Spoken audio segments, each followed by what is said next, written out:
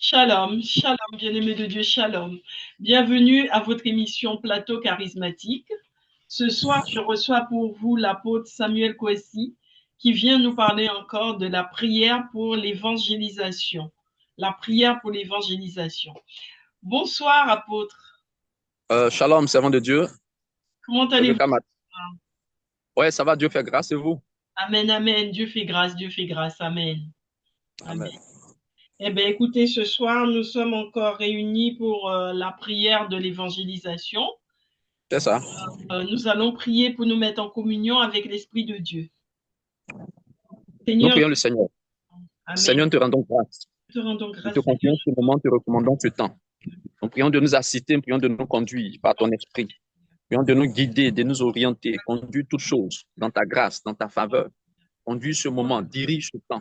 Au nom puissant de Jésus-Christ de Nazareth, sois avec nous. Conduis-nous ce soir dans ce temps de méditation de ta parole, dans ce temps de prière. Nous prions de nous conduire, de nous guider. Ton esprit nous assiste, ton esprit nous guide, ton esprit nous conduise. Au nom puissant de Jésus-Christ de Nazareth. Gloire à toi, Seigneur. Gloire à toi, Jésus. Tu bénis cette émission. Tu bénis les ondes. Tu bénis ce canal. Et que ta parole soit distillée, que ta parole soit publiée dans les nations, au nom puissant de Jésus-Christ de Nazareth. Merci Seigneur, que la gloire te revienne au nom puissant de Jésus-Christ. Amen. Amen, amen. Amen. Eh bien, écoutez, nous sommes à la 35e édition de cette émission. Donc, je D'accord. vais vous laisser la parole.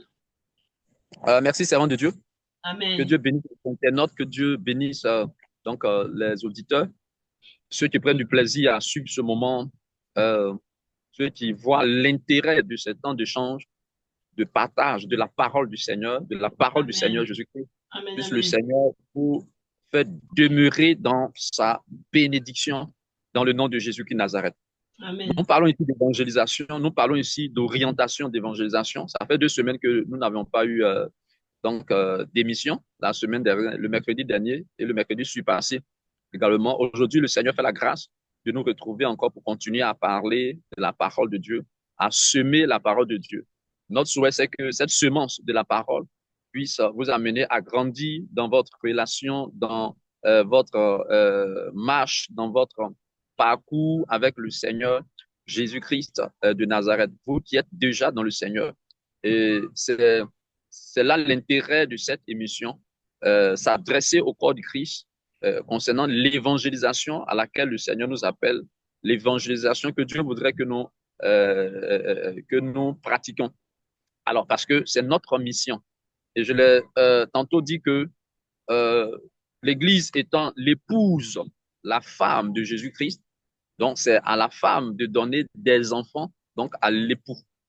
Alors, c'est à l'Église de donner donc des âmes qui représentent, qui Amen. symbolisent donc des enfants que la femme, l'Église doit enfanter, doit donner donc à Jésus-Christ de Nazareth. Donc, c'est nous que Dieu veut utiliser comme ambassadeurs sur terre pour gagner des âmes. Donc, nous tous, nous devons être impliqués dans l'évangélisation, que ce soit les apôtres, les pasteurs, que ce soit les évangélistes, que ce soit euh, les docteurs, les prophètes, tous, que ce soit les responsables d'église. En tout cas, si quelqu'un est en Jésus, peu importe le titre, mais si quelqu'un est en Jésus, il est appelé à évangéliser. Donc, au travers de cette émission, nous avions parlé de toutes, parlé un peu de tout ce que je suis en train donc d'élaborer, tout ce que je suis en train de énumérer là, que nous tous en Jésus, nous sommes appelés donc à parler de Jésus, à faire l'évangélisation. Mais chacun pour sa part, le Saint-Esprit voudra conduire et veut conduire chacun dans l'évangélisation. Nous avions parlé du modèle d'évangélisation, c'est-à-dire que Dieu va donner à chacun comment il doit évangéliser, où il doit évangéliser. Donc, je parle du modèle de l'évangélisation. Nous allons parler de cela. Alors, aujourd'hui, nous allons encore toujours parler donc de l'évangélisation. Nous allons prier tout à l'heure, mais nous allons parler du fait que le Seigneur demande qu'on témoigne, que nous sommes ses témoins. Nous sommes ses témoins. Dans Actes chapitre 1, le verset 8 déjà, Ah, le Seigneur va faire j'ai comprendre oublié. aux apôtres avant son ascension. Actes chapitre 1, verset 8, nous avions plusieurs fois lu cela. Alors, vous recevrez une puissance le Saint-Esprit survenant sur vous et vous serez mes témoins. Et vous serez mes témoins. Donc, celui dont les apôtres, donc les apôtres devaient témoigner, c'est-à-dire que c'est Jésus. Il dit, vous serez mes témoins. Mais quand vous allez recevoir le Saint-Esprit avec la puissance, le Saint-Esprit avec la puissance, vous allez être mes témoins. Alors, on va lire dans Ésaïe 43, le verset 10. Ésaïe chapitre 43, verset 10. Alors, Ésaïe. Ésaïe, le chapitre 43, verset 10.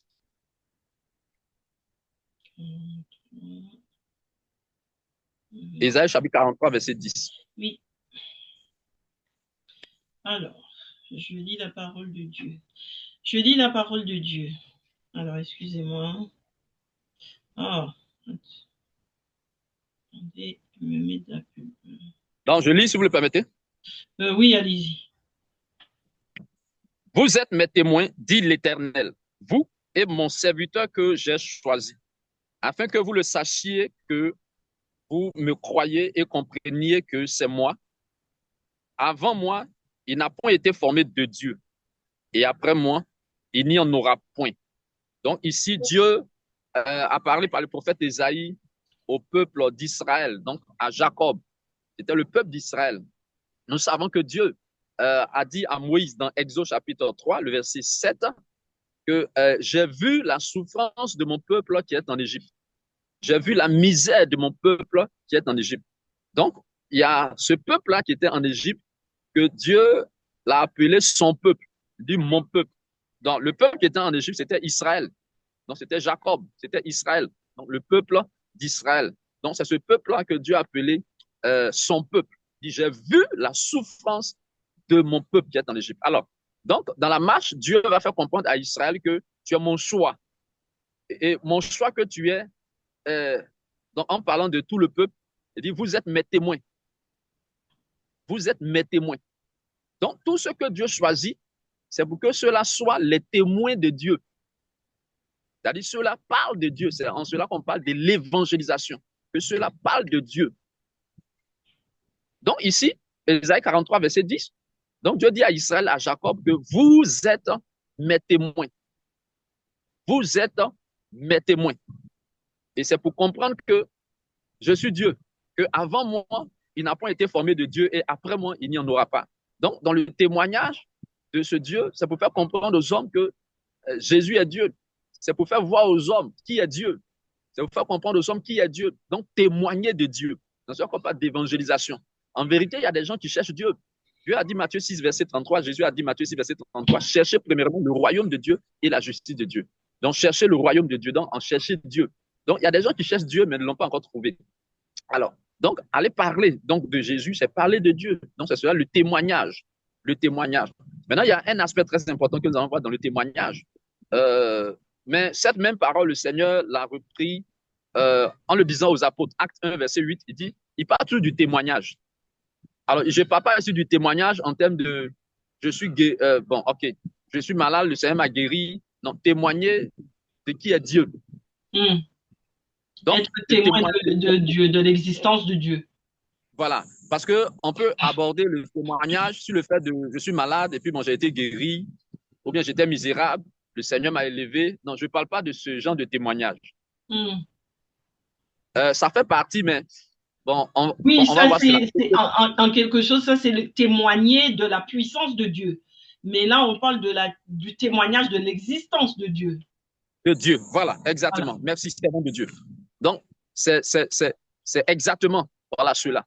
Donc, témoigner donc, de l'existence de Dieu, témoigner de qui est ce Dieu-là. Voilà, c'est dans ce sens. Donc, le Seigneur Jésus, acte 1, verset 8, il dit aux disciples, vous recevez une puissance. Et le Saint-Esprit, quand le Saint-Esprit surviendra sur vous, et vous serez mes témoins. Voilà, vous serez mes témoins. Amen. Donc, vous allez parler de moi. Donc, vous allez parler de moi aux hommes. Vous allez dire aux hommes qui moi je suis. Donc, c'est la même chose ici, Ésaïe 43, verset 10. Donc, le Seigneur dit à Jacob, il dit, donc vous êtes mes témoins, toi et mon serviteur que j'ai choisi. Pour comprendre que je suis Dieu et que avant moi et après moi, il n'a point été formé de Dieu. Et il n'y en aura pas après moi. Je suis le seul Dieu. Amen, amen. Donc, c'est pour faire comprendre donc, aux hommes. Donc, voilà. Donc, ce témoignage. Maintenant, un aspect très important du témoignage. Voyez-vous, s'il y a deux personnes qui sont en litige, deux personnes sont en litige, et après, on veut juger ces personnes pour essayer de voir qui a raison, qui n'a pas raison. Bon, quelqu'un qui n'a pas été là, bon, lui, il peut pas, c'est-à-dire, il n'est pas témoin, il peut pas dire ce qui s'est passé. Il pourra pas dire exactement ce qui s'est passé. Donc, on peut pas dire qu'il est témoin. Alors, s'il y a une tierce personne qui était là, qui a vu comment le litige a commencé, comment ça a débuté, comment ça s'est terminé, voilà, tous les contours, bon, il pourra dire non, je suis le témoin, je peux dire exactement ce qui s'est passé, parce que j'étais là. Qu'est-ce que ça veut dire? Quand le Seigneur dit, vous êtes mes témoins, ou bien vous allez témoigner de moi, ça veut dire que ceux qui doivent témoigner et celui de qui ils doivent témoigner, il doit se passer quelque chose, entre une relation, une intimité. Il doit avoir un vécu. Il doit avoir une expérience avec ce Dieu-là. Amen, amen, amen. C'est-à-dire, si je dois témoigner de Jésus, c'est-à-dire que je dois avoir une expérience avec Jésus, un vécu avec Jésus. Et c'est ce qui m'amène à aller témoigner. Alors, c'est pourquoi il dit le Saint-Esprit doit venir. Et donc, quand le Saint-Esprit vient, le Saint-Esprit va nous faire vivre des choses. Le Saint-Esprit va nous montrer des choses. Le Saint-Esprit va nous parler. Le Saint-Esprit va nous éclairer. Le Saint-Esprit va nous dire ce qu'on doit faire. Le Saint-Esprit va nous mettre en relation, en intimité avec ce Dieu-là, qui est Jésus-Christ. Et lui va nous dire, il te dit ce que tu dois faire. Et c'est ainsi que tu vas donc témoigner. Donc, il te dit ce que tu dois faire et tu vas faire. Donc, des gens, alors, tout à l'heure, quand je venais ici, je me déplaçais de ma maison, donc, et je venais, et j'ai vu des jeunes frères dans le quartier qui étaient en train de distribuer des prospectus pour une invitation, donc, à une prière. Et je voyais que les jeunes étaient réticents, ils hésitaient. Et puis, il y a une sœur qui a dit à un autre frère, mais tu as honte ou bien? En fait, on sentait qu'ils avaient honte de distribuer. Donc, ils avaient honte. Donc, souvent, des gens s'engagent dans la chose sans savoir le pourquoi, sans savoir le but, sans comprendre. Parce que quelqu'un qui a vécu quelque chose, il ne doit pas avoir honte. Donc, souvent, les gens ne savent pas, mais on pousse les gens simplement à partir sans comprendre le but, sans comprendre le but. Il n'avait pas la conviction dans le cœur de ce qu'il faisait. Oui, conviction, mais il y avait aussi la honte. On sentait beaucoup la honte. Bien sûr. On sentait beaucoup la honte. Tu vois. Donc, quand quelqu'un de vous allez témoigner, mais ce n'est pas dans la honte. Non. Mais non, mais non. Le témoin, lui, il a vécu la chose. Il y a eu un vécu, il y a eu une expérience. Il a vécu. C'est cela qu'il va transmettre. Alors, voyez un peu ce que le fou de Gadara a vécu avec Jésus. Il y a une expérience qu'il a vécue. Il était en contact direct avec Jésus. Il était en contact. Il y a eu une intimité. Il y a quelque chose qui s'est passé. Et la suite de cela, Jésus lui dit qu'est-ce qu'il doit aller faire après sa guérison. C'est pourquoi je disais qu'en termes de témoignage de guérison, je suis malade, le Seigneur m'a guéri. Ça ne fait pas trop partie de ce que nous sommes en train de dire, mais ça vient au second plan. Mais lui, je veux dire, il a vécu quelque chose avec le Seigneur Jésus. Et puis, sur la base de cela, c'est vrai qu'il a été guéri. Il a été délivré de cette légion de démons. Et puis, Jésus lui dit, qu'est-ce qu'il doit le faire? Donc, le Seigneur lui dit qu'on va lire cela. Marc chapitre 5. Marc chapitre 5, le verset 19. Verset 17 à 19. Marc chapitre 5. Marc le chapitre 5. Marc chapitre 5, 19. Alors, je lis la parole de Dieu.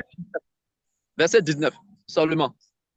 Jésus ne le lui permit pas, mais il lui dit, va dans ta maison, vers les tiens, et raconte-leur tout ce que le Seigneur t'a fait et comment il a eu pitié de toi. Voilà, donc Jésus lui donne un ordre de mission. Après qu'il ait été guéri, il voulut suivre Jésus. Jésus lui a dit non, mais voici ce que tu dois faire. Va, donc Dieu donne, va dans ta maison. Donc Dieu lui donne une orientation pour l'évangélisation, ce qu'il doit faire. Va dans ta maison, vers les tiens, et raconte-leur tout ce que le Seigneur t'a fait. Donc il y a quelque chose qui s'est passé entre lui et le Seigneur. Tout ce que le Seigneur t'a fait. Ensuite, et comment il a eu pitié de toi.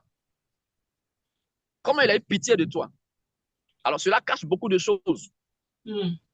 Normalement, c'était donc un pécheur. Si le Seigneur l'a guéri, l'a délivré, ça veut dire que le Seigneur a pardonné ses péchés. Mm. Le Seigneur a pardonné ses péchés. Le Seigneur a eu pitié de lui. Le Seigneur a pardonné ses péchés. Le Seigneur lui a fait grâce. Le Seigneur qui est Dieu s'est approché de lui, l'a restauré. Amen, amen. Donc il dit, va et puis raconte-leur. Donc, quand il va aller, euh, écoutez, il ne peut pas avoir honte. Il y a eu une expérience. Il y a eu un vécu. Il a eu un vécu avec le Seigneur. Donc, ça, on parle de témoins. Donc, des gens qui n'ont pas vécu, qui n'ont pas eu cette expérience, on ne doit pas les pousser. Non, on ne doit pas les obliger. On doit enseigner, les amener à prier, à vivre ce qu'ils doivent vivre avec le Seigneur avant d'aller témoigner. Parce que le Seigneur devra d'abord leur dire comment ils doivent évangéliser. C'est en cela qu'on parlera de témoins. On parlera de témoins. Donc là, cet homme, il était un témoin. Maintenant, aujourd'hui, lui, c'était physique.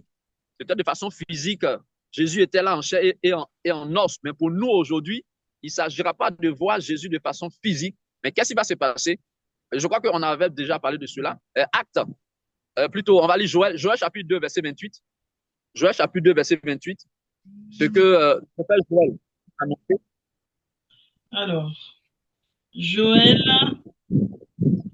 combien?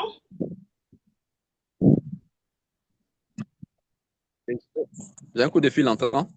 Oui, allons-y. Vous avez dit Joël combien? Joël chapitre 2, verset 28. Alors, je lis la parole de Dieu. Après cela, je répandrai mon esprit sur toute chair. Vos fils et vos filles prophétiseront. Vos vieillards auront des songes et vos jeunes gens des visions. Ok, on va lire aussi Acte chapitre 2, verset 18. Acte chapitre 2, verset 18. Acte chapitre 2, le verset 18. Alors, Acte 2.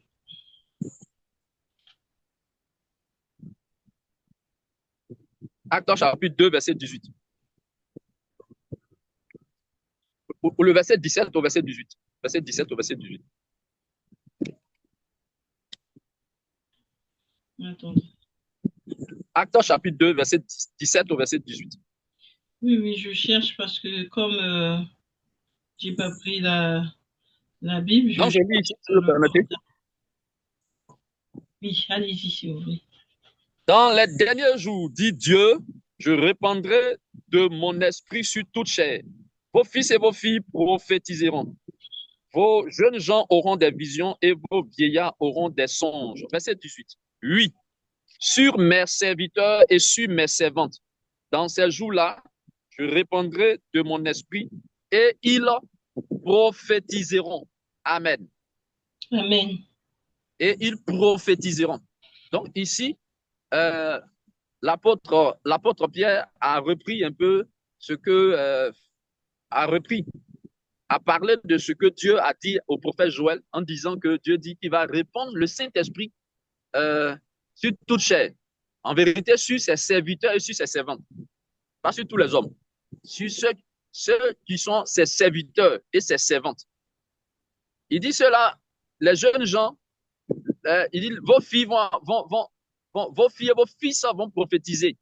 Vos jeunes gens vont avoir des visions. Et les vieillards vont avoir des songes. Et dans Acte 2, verset 18, il dit oui, Dieu dit oui sur mes serviteurs et sur mes servantes. C'est sur cela que je suis mes serviteurs et mes servantes. Alors, ceux qui font comprendre que la femme ne doit pas prêcher. Ouais. Donc, le Seigneur dit sur mes serviteurs et sur mes servantes, je répandrai mon esprit. Et ils vont faire quoi? Ces serviteurs et ces servantes-là vont prophétiser. Ils vont prophétiser. Mais ils vont prophétiser concernant quoi? Sur quoi? Sur quel sujet? Ils vont prophétiser sur la venue de Jésus. Ils vont prophétiser sur la venue du royaume du Christ. Le retour de Jésus. Ils vont prophétiser. Donc, ils vont parler de la part de Dieu. Donc, ça veut dire que quand le Saint-Esprit vient, le Saint-Esprit donnera à ces hommes-là, qui sont ses serviteurs et ses servantes, d'être des témoins. Donc, le Saint-Esprit va leur révéler des choses. Le Saint-Esprit va leur parler par des visions, par des songes, par des prophéties. Et c'est ce qu'ils vont transmettre aux hommes. C'est ce qu'ils vont transmettre dans le monde. Donc, c'est ce qui va leur donner d'être témoins du Christ, témoins du Seigneur, du le Saint-Esprit. Il va donner, il va répandre. Il dit, ceux-là vont prophétiser. Ils vont prophétiser. Donc, ils vont prophétiser sur la venue de Jésus. Alors, la prophétie concerne 3 temps. La prophétie concerne le passé, la prophétie concerne aussi le présent et aussi le futur. Il y a 3 temps dans la prophétie. Le passé, le présent et le futur. Lorsque Jésus a vu la femme samaritaine, il va dire ceci, tu as eu 5 maris, celui avec qui tu es présentement n'est pas ton mari. Donc, la prophétie que Jésus a donnée était donc, concernant 2 temps. Le passé, il dit, tu as eu 5 maris. Tu as eu 5 maris, et celui avec qui tu es présentement n'est pas ton mari. Donc, et la prophétie aussi va concerner, je veux dire, les choses à venir. La venue du royaume, du Christ. Le retour de Jésus. Donc, pour préparer les hommes. Lorsque le prophète Jean-Baptiste dans le désert a dit, c'est ici la voix de celui qui crie dans le désert. Préparez le chemin du Seigneur. Aplanissez ses sentiers. Donc, il faut comprendre que le Seigneur va venir. C'est une prophétie. Le Seigneur, préparer le chemin du Seigneur. C'est une prophétie. Amen, amen. Donc, l'évangélisation est une prophétie. Annoncer le retour de Jésus pour que les hommes donc, se préparent, pour que les hommes travaillent, ses serviteurs et ses servantes. Donc, ici, voilà, comment est-ce que Ésaïe, lui, il va comprendre que le Seigneur arrive, donc il faut préparer son chemin. Il a eu une expérience avec le Seigneur. Une expérience personnelle. Alléluia. Une expérience personnelle. Donc, cela est très important dans l'évangélisation. Donc, les gens ne doivent pas se jeter comme ça dans l'évangélisation. Quelqu'un appelé à évangéliser, il doit avoir une expérience. On enseigne pour dire oui, si tu es en Christ, tu es appelé à évangéliser, mais tu dois avoir l'expérience pour être témoin, vraiment. Donc, Dieu va te parler. Dieu va se révéler à toi. Et si cela n'est pas encore, il faut prier. Il faut prier. Donc, aujourd'hui, je voudrais que nous prions pour l'action du Saint-Esprit dans la vie de ses serviteurs et ses servantes, ceux qu'il a choisis, ceux qui font partie dans le dessein de Dieu, font partie de son royaume en tant que serviteurs et servantes. Alors, je donne ce témoignage pour terminer. Il y a une sœur qui disait ceci. Il y a un message que Dieu lui a donné pendant qu'elle était en train de prier. Elle travaille dans une société et dans la société, il y a un homme. Il y a un homme, voilà, dans la société. Dieu lui parle de cet homme pour lui dire que cet homme est mon serviteur. Écoutez très bien. Cet homme est mon serviteur. Donc, je voudrais que tu pries pour lui en arrachant son âme du feu de l'enfer. En vérité, cet homme est dans une religion. Et s'il reste dans cette religion, il est perdu. Il n'est pas en Christ. Il n'est pas en Christ. Donc, le Seigneur lui dit, lui, là, c'est mon serviteur. Donc, je veux dire qu'il est encore dans le monde. Donc, Dieu dit à la sœur que lui, là, c'est mon serviteur. Mais arrache son âme du feu de l'enfer. Ça veut dire que dans le plan de Dieu, cet homme qui est serviteur de Dieu, mais qui est encore dans le monde, qui est encore dominé par le diable, Dieu voudrait répandre son esprit sur lui. Et si Dieu répand son esprit sur lui, il va comprendre certaines choses. Il va comprendre ce que Dieu attend de lui. Qu'il est serviteur. Serviteur. Donc, acte 2, verset 18 plutôt. Sur mes serviteurs et sur mes servantes, je répandrai de mon esprit. Amen, amen. Et quand Dieu répond, c'est pour parler, c'est pour le servir, c'est pour servir Dieu. Mais comment des gens vont servir Dieu sans être en relation avec Dieu? C'est pas possible. Amen, amen. Comment des gens vont servir Dieu sans avoir une intimité, un vécu? Non, c'est pas possible. C'est vraiment pas possible. Dieu dit serviteur de Dieu. Donc, c'est Dieu qu'on sert. Comment est-ce qu'on ne va pas le connaître? Comment est-ce qu'on ne va pas avoir cette expérience? Donc, cela est très important. Donc, avant de servir Dieu, il doit avoir l'expérience. Donc, on parle de témoignage, évangélisation. Donc, Ésaïe 43, verset 10, vous êtes mes témoins. Tous ceux qui sont en Christ, nous sommes témoins de Dieu. Donc, si vous n'avez pas encore eu ce vécu en termes de témoignage, cela ne tardera pas dans le nom de Jésus. Amen. Amen. Amen. Nous pouvons prier. Nous allons prier donc. Merci, serviteur de Dieu, pour ce bel enseignement, pour cette belle entrée en matière. La gloire revienne au Seigneur. Amen, amen. Nous allons donc prier pour l'orientation, le modèle d'orientation que le Seigneur veut nous donner, afin que chacun puisse vivre sa propre expérience personnelle avec l'Éternel. Alléluia. Seigneur, nous te rendons grâce pour ta parole. Merci, Nous éternel te Dieu. remercions pour ta parole. Nous te disons merci pour ta parole. Nous te célébrons pour ta parole. Nous te louons pour ta parole. Merci ce matin pour ta parole. Ce soir, je dirais pour ta parole. Nous te célébrons, nous te disons merci et te louons au nom puissant de Jésus-Christ de Nazareth. Tu dis que nous sommes tes témoins. Nous sommes tes témoins. Tous ceux que tu as choisis. Et tu as choisi Israël. Tu as choisi Jacob. Et tu as dit de Jacob que oui, tu es mon témoin. Tu es mon témoin. Tout ce que tu choisis, c'est pour faire de tes témoins. Les hommes que tu choisis, pour faire de tes témoins. Les femmes que tu choisis, pour faire de tes témoins. Nous prions, Seigneur, que tu permettes qu'il y ait ce vécu entre ces hommes et toi, pour qu'ils puissent témoigner, pour qu'ils puissent savoir de quoi est-ce qu'ils vont parler, pour qu'ils puissent savoir comment est-ce qu'ils vont parler, comment est-ce qu'ils doivent parler, le modèle du témoignage, le modèle de l'évangélisation, au nom de Jésus. Mais tu as dit que cela ne pourra être possible que par le Saint-Esprit que tu accordes à ces hommes, que tu appelles ces serviteurs, par ton esprit que tu accordes, oui, à ces femmes, que tu appelles tes servantes, afin qu'elles puissent prophétiser. C'est-à-dire le témoignage, là, témoigner de toi, témoigner de toi, témoigner que tu es Dieu. Dis que tu es Dieu. Dis que tu es Dieu. Seigneur, manifeste-toi au nom puissant de Jésus-Christ. Au nom de Jésus, répands ton esprit. Répands ton esprit pour le témoignage. Et tu l'as dit, qu'il n'a point été, hein, il n'a point été formé de Dieu avant toi et il n'y en aura pas après toi. Tu es le seul Dieu. Et c'est de ce témoignage que tu voudrais que nous rendons. Nous rendons que tu es Dieu, que tu es Dieu, que tu es Dieu. Et celui qui est Dieu, c'est toi qui donnes la vie. Celui qui est Dieu, c'est à toi qu'appartient le paradis. Celui qui est Dieu, c'est toi qui pardonnes les péchés des hommes. Oh oui, Père, nous prions que tu aides l'Église, que tu aides tes serviteurs dans le nom de Jésus, dans le témoignage. Répands ton esprit, que cela soit possible. Sur tes serviteurs, sur tes servantes, répands ton esprit et donne-les de prophétiser. Montre-leur quoi dire au nom de Jésus. Et une prophétie ne peut pas venir d'un homme. Une prophétie doit venir de toi, Dieu. C'est toi qui dois dire ce qu'il faut dire. C'est toi qui dois dire ce qu'il faut faire. C'est cela la prophétie.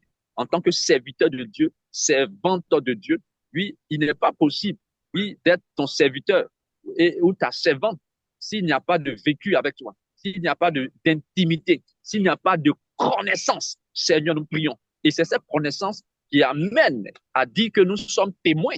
Oui, que nous sommes témoins, que nous sommes témoins, que nous sommes témoins. Je prie tout ce qu'il faut pour le témoignage. Mets cela à la disposition de tes serviteurs que tu as choisis, de tes servantes que tu as choisis pour prophétiser, pour parler de toi au nom puissant de Jésus-Christ de Nazareth.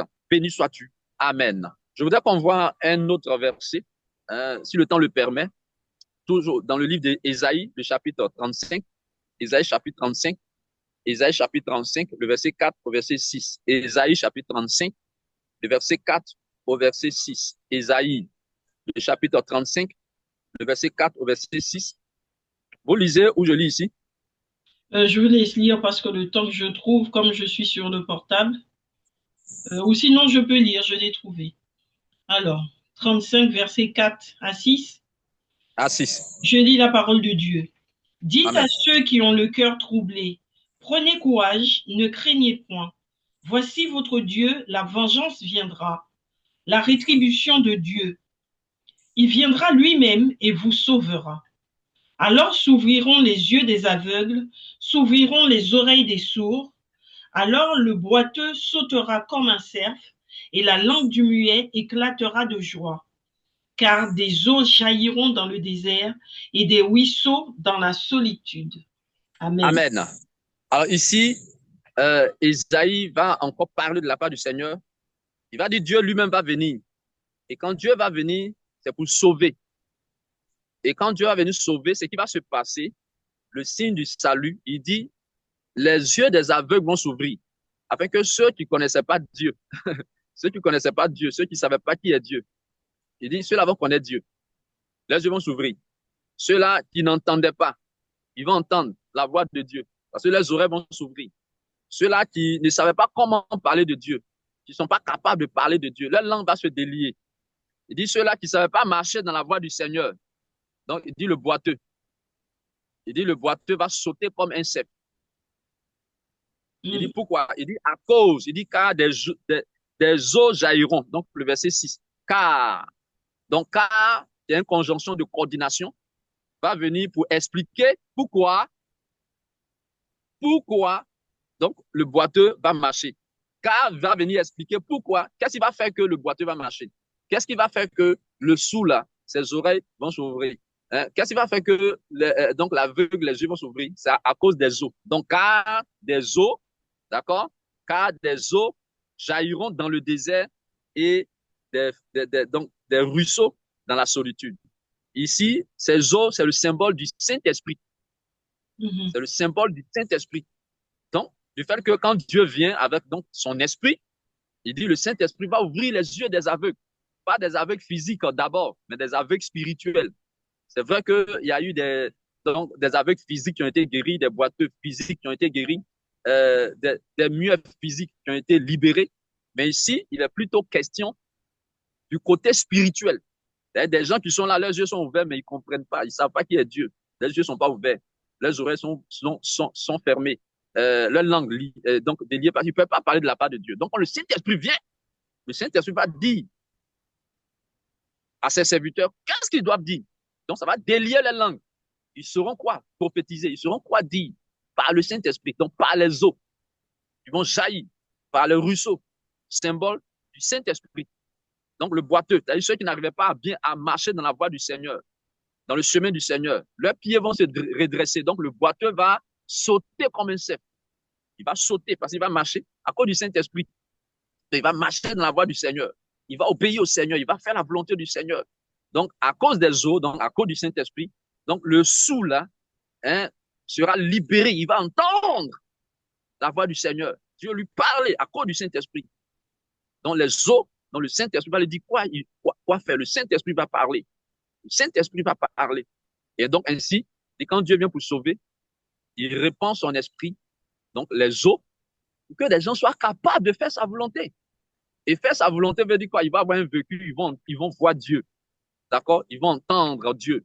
Dieu va délier les langues, ils vont parler de la donc Dieu va leur dire quoi dire. Donc, ils vont parler de la part de Dieu et ils vont marcher dans la voie du Seigneur. Le boiteux sautera comme un cerf. Donc, c'est l'action du Saint-Esprit, l'influence du Saint-Esprit. Alléluia. L'influence du Saint-Esprit. Bon, quelqu'un qui a vu, bon, il est témoin, il a entendu, il sera témoin. Tu vas mettre les paroles dans sa bouche, va délier sa langue. Voici ce que tu dois dire. Il est témoin. Il pourra marcher dans la voie du Seigneur. Donc, une telle personne qui a vécu cela, les eaux ont jailli, le Saint-Esprit s'est manifesté, ses yeux ont été ouverts, ses pieds ont été déliés, sa langue a été déliée, ses oreilles ont été débouchées. Ah, il peut servir maintenant Dieu. Lui, on dit les serviteurs. Il y a une expérience. Il a eu les eaux du Seigneur. Il a eu les ruisseaux du Seigneur. Le Saint-Esprit. Alléluia. Pour parler de la part du Seigneur. Alléluia. Prions pour terminer que Dieu répande ses eaux. Il répande son esprit. Dans le nom de Jésus, ses serviteurs pour l'évangélisation, pour les guider, pour les conduire, pour les orienter, l'Église. Prions le Seigneur au nom de Jésus. Seigneur, merci. Sois loué, célébré. Répands tes eaux. Fais jaillir tes eaux. Puis la vie de tes serviteurs et tes servants pour la mission de l'évangélisation, le salut des âmes. Au nom puissant de Jésus. Fais jaillir tes eaux. Fais jaillir tes eaux. Fais jaillir tes eaux. Répands ton esprit. Répands ton esprit. Répands ton esprit. Répands ton esprit sur tes serviteurs, sur tes servants, pour la mission de l'évangélisation. Et ouvre les yeux au nom de Jésus-Christ. Oui, ouvre les oreilles au nom de Jésus. Délie les langues au nom de Jésus. Que le boiteux soit guéri au nom de Jésus, à cause de ton esprit. Oh, guéri de la cécité. Guéri, Seigneur, éternel, de la paralysie. Guéri de la surdité au nom de Jésus-Christ Nazareth. Guéri de l'esprit muet pour pouvoir parler de toi. Lorsque tu dis, tu répandras ton esprit sur tes serviteurs et sur tes servantes, tu dis, ils prophétiseront. Les langues seront déliées. Mais ils vont parler de ta part. Qu'il en soit ainsi. Répands ton esprit. Répands tes eaux. Par le nom de Jésus-Christ. Et rends capable de parler de toi. Rends capable de parler de toi. Rends capable tes serviteurs, tes servants de parler de toi. De témoigner, de témoigner, de témoigner. De rentrer dans la dimension de l'évangélisation au nom de Jésus-Christ. Il en soit ainsi. Répands ton esprit, Seigneur. Répands ton esprit. Accomplis ta promesse dans la vie d'un homme, d'une femme, dans la vie de ton serviteur, de ta servante, où qu'il soit, où qu'il se trouve, dans les nations, dans le monde, au nom de Jésus de Nazareth. Répands ton esprit. Ceux, éternel notre Dieu, qui vont regarder cette émission, ceux qui vont visionner, Seigneur, et cette émission. Répands ton esprit et qui font partie dans ton dessein, dans ton plan. Ils font partie de ton peuple, de tes serviteurs, de tes servantes. Seigneur, que ton esprit soit répandu sur eux. Que ton esprit soit répandu sur eux. De là où ils se trouvent, Seigneur, répands ton esprit sur eux. Qu'ils sachent que, oui, Seigneur, tu les as choisis. Tu les as choisis. Tu les as choisis pour la mission, pour ton œuvre, pour l'évangélisation, pour le témoignage, au nom de Jésus. Et donne-leur d'avoir un vécu avec toi. Donne-leur d'avoir une expérience avec toi. Par ton esprit, Seigneur, au nom de Jésus. Que cela soit rendu possible par ton esprit, au nom de Jésus, sur la base de ta parole, au nom de Jésus-Christ. Nous avons prié. Amen. Amen. Amen. Amen. Amen. Amen. Louange à notre Dieu. Amen. Merci Seigneur. Louange à toi Seigneur Jésus. Merci. Au nom de Jésus. Merci Seigneur. Amen. Amen. Eh bien, je vous dis merci, apôtre, pour ce temps de prière, de partage, pour que les enfants de Dieu soient bénis. Hein. Merci pour tous les enfants de Dieu, les serviteurs et serviteurs de Dieu qui vont recevoir cette émission. Je prie que chacun puisse trouver sa part, que chacun puisse reprendre ses temps de prière, comme on vous conseille toujours. Reprenez ces temps de prière, priez avec ces émissions pour que le Seigneur puisse vous bénir. Amen. Voilà. Je vous dis à bientôt, apôtre. À bientôt, servant de Dieu. Merci beaucoup. Soyez bénis.